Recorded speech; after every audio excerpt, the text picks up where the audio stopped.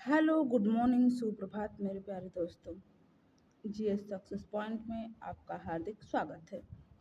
आइए आज की क्लास में हम लोग महासागरीय जल में तापमान व लवणता के बारे में अध्ययन करेंगे। देखते हैं महासागरों के जल में कितनी लवणता पाई जाती है और महासागरीय जल का तापमान कितना होता है।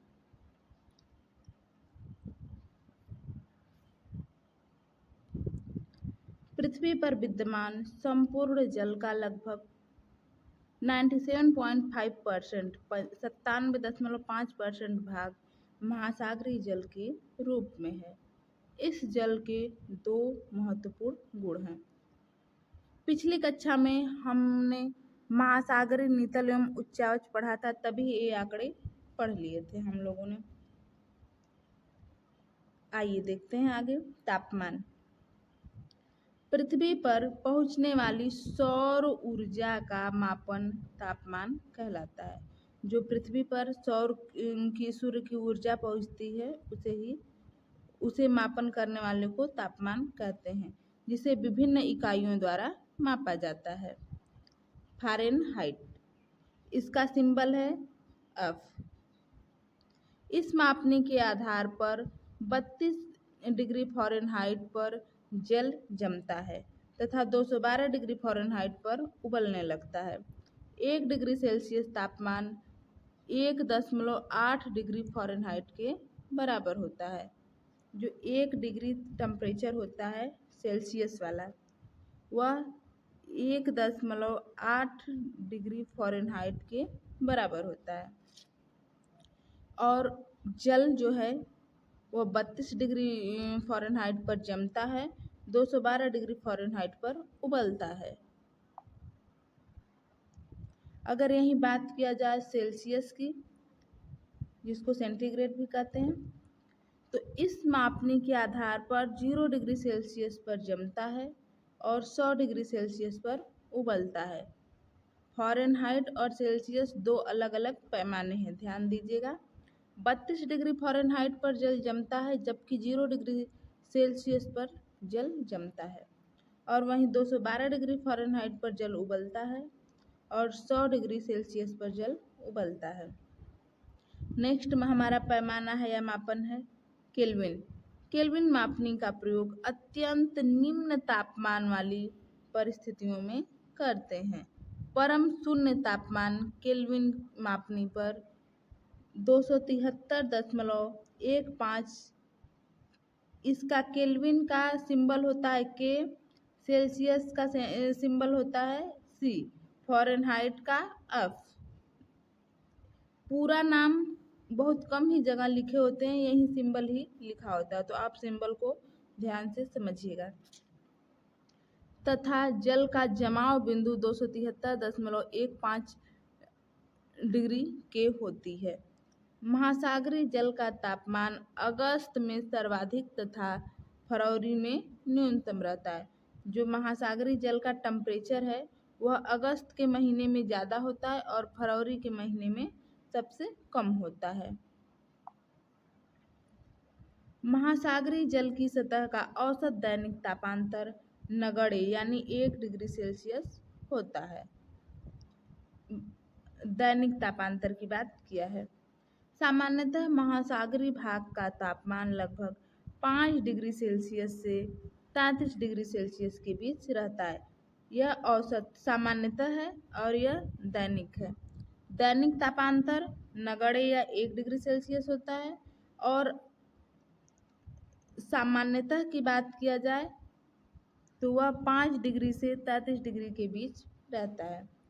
भूमध्य रेखा के समीप महासागरीय जल सबसे अधिक गर्म रहता है, क्योंकि सर्वाधिक सूर्य की सीधी किरणें भूमध्य रेखा के समीप ही पड़ती हैं तथा ध्रुवों की ओर जाने पर तापमान में क्रमिक रूप से कमी आती है।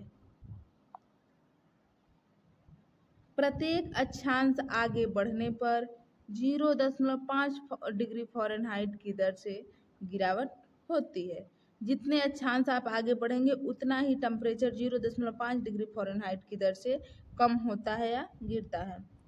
सूर्यताप का सर्वाधिक अवशोषण जल की ऊपरी सतह द्वारा ही किया जाता है।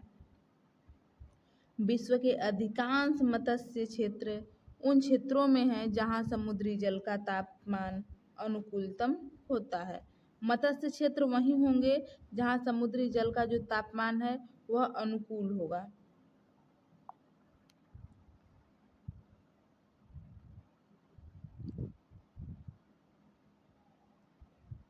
दैनिक सर्वाधिक तापांतर उत्तर पश्चिमी अटलांटिक महासागर में न्यूफाउंडलैंड के समीप तथा उत्तर पश्चिमी प्रशांत महासागर में व्लादिवोस्टॉक के समीप होता है। जो सर्वाधिक दैनिक तापांतर होता है वह अटलांटिक महासागर में उत्तर पश्चिमी जो न्यूफाउंडलैंड है, जहां गल्फ स्ट्रीम और लेब्राडोर की धाराएं मिलती हैं, वहां विश्व का सबसे बड़ा मत्स्य क्षेत्र ग्रेट बैंक बनता है। वहीं न्यूफाउंडलैंड, वहां पर सर्वाधिक तापांतर होता है। और सबसे कम की बात, और उत्तर पश्चिमी प्रशांत महासागर के समीप व्लादिवोस्टॉक के समीप भी होता है।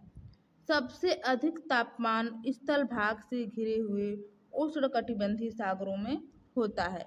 जो स्थल भाग से घिरे हुए सागर है उष्णकटिबंधीय, वहाँ सबसे अधिक तापमान होता है। गहराई बढ़ने के साथ साथ सागरी जल के तापमान में कमी आती है।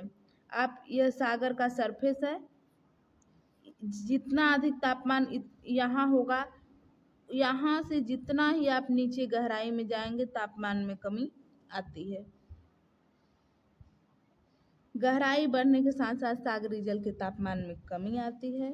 तापमान के नीचे की ओर घटते जाने की कोई निश्चित दर नहीं है कि तापमान नीचे कितना घटकर जाएगा।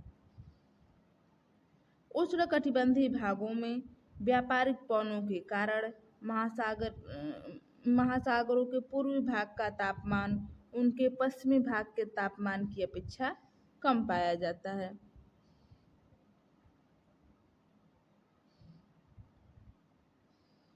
जो उष्णकटिबंधीय भागों में जो व्यापारिक पवनें चलती हैं, उनके कारण जो महासागरों के पूर्वी भाग का तापमान है उसकी अपेक्षा पश्चिमी भाग के तापमान की अपेक्षा कम पाया जाता है। समशीतोष्ण कटिबंधीय क्षेत्रों में पछुआ पवनों के प्रभाव से महासागरों के पूर्वी भाग का तापमान पश्चिमी भागों की अपेक्षा अधिक रहता है।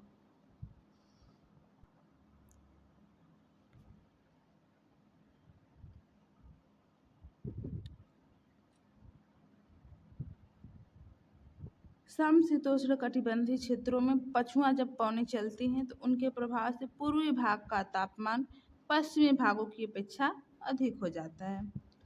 अब हम लोग अभी तो बात कर रहे थे तापमान की, अब हम लोग बात करेंगे महासागरों में कहाँ कितनी लवणता पाई जाती है। आइए देखते हैं। महासागरीय जल के भार एवं उसमें घुले हुए पदार्थों के भार के अनुपात को सागरीय लवणता कहते हैं। सागरीय लवणता को प्रति 1000 ग्राम में उपस्थित लवणता की मात्रा के रूप में दर्शाया जाता है।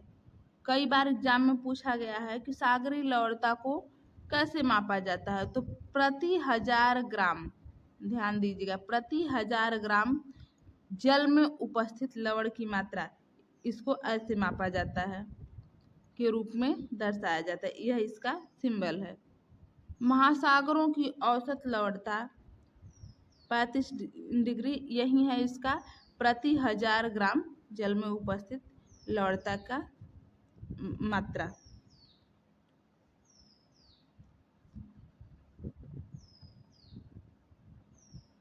नोट: 24.7 डिग्री प्रति 1000 ग्राम जल में उपस्थित लवणता खारे जल को सीमांकित करने की उच्च सीमा है। यह जो 24.7 प्रति 1000 ग्राम जल की लवणता है, यही इसकी सर्वोच्च सीमा है। अटलांटिक महासागर सबसे अधिक लवणता वाला महासागर है। सर्वाधिक लवणता कहाँ पाई जाती है? अटलांटिक महासागर में। सागरीय लवणता का प्रभाव लहर, धाराओं, तापमान मछलियों, सागरी जीवों, प्लांटन आदि पर पड़ता है। जब समुद्र का जल खारा होता है तो उसका प्रभाव समुद्र में रहने वाले सभी जलीय जीवों पर पड़ता है। और महासागरीय लवणता का प्रभाव लहरों पर भी पड़ता है, धाराओं, तापमान, मछलियां या सागरीय जीव जो भी हैं सब पर पड़ता है। भूमध्य रेखा से ध्रुवों की ओर जाने पर लवणता की मात्रा में कमी आती है। अगर आप भूमध्य रेखा से ध्रुवों की तरफ जा रहे हैं तो लवणता की मात्रा में कमी आती है। और यही सेम प्रक्रिया होती है तापमान में। भूमध्य रेखा से, यह है भूमध्य रेखा, इससे अगर आप ध्रुवों की तरफ जा रहे हैं तापमान में गिरावट आती है। और यही प्रक्रिया होती है लवणता में। भूमध्य रेखा से ध्रुवों की ओर जाने पर लवणता की मात्रा में भी गिरावट आती है। उत्तरी गोलार्ध में 20 से 40 अक्षांशों व दक्षिणी गोलार्ध में 10 से 30 अंश अक्षांशों के मध्य उच्चतम लवणता पाई जाती है। उत्तरी गोलार्ध में 20 से 40 डिग्री सेल्सियस, दक्षिणी गोलार्ध में 10 से 30 डिग्री सेल्सियस। भूमध्य रेखा पर गहराई के साथ लवणता बढ़ती जाती है। जितना गहरा होगा स्थान उतनी लवणता होती है। समलवण रेखा, समान लवणता वाले स्थानों को मिलाने वाली रेखा को समलवण रेखा कहते हैं। सागरी जल में लवणता की मात्रा, तो आप यहाँ देख सकते हैं sodium chloride 77.8%, magnesium chloride 10.9%, magnesium sulphate 4.7%, calcium sulphate 3.6%, potassium sulphate 2.5%, calcium carbonate 0.3%, magnesium bromide 0.2%। तो यह सब महासागरों के जल में पाई जाती है कि कितना लवणता का परसेंट होता है। अंतर्देशीय सागरों तथा झीलों में लवणता, तुर्की की वान झील में 330 डिग्री लवणता पाई जाती है, जो विश्व की सर्वाधिक लवणता वाली झील है। और जॉर्डन में स्थित जो मृत सागर है उसमें 238 डिग्री प्रति 1000 ग्राम लवणता पाई जाती है। यूएसए की जो ग्रेट सॉल्ट लेक है उसमें 220 डिग्री प्रति ग्राम जल की लवणता पाई जाती है। प्रति 1000 ग्राम जल की लवणता, ये प्रति 1000 ग्राम याद रखिएगा। भूमध्य सागर, लाल सागर तथा फारस की खाड़ी में लवणता की मात्रा 37 से 41 प्रति 1000 ग्राम जल में पाई जाती है। तो आपको इन 2-3 चीज़ों को याद रखना है कि तुर्की का वान झील जो है यह सर्वाधिक है, 330 प्रति 1000 ग्राम जल में लवणता पाई जाती है। और जॉर्डन में मृत सागर सेकेंड नंबर पे है और यूएसए की ग्रेट सॉल्ट लेक। यहाँ पर हमारा महासागरों की तापमान और लवणता वाला टॉपिक समाप्त होता है। आप लोग बार बार पढ़िए, रिवाइज करिए, अच्छे से समझ में आ जाएगा और याद भी हो जाएगा। धन्यवाद।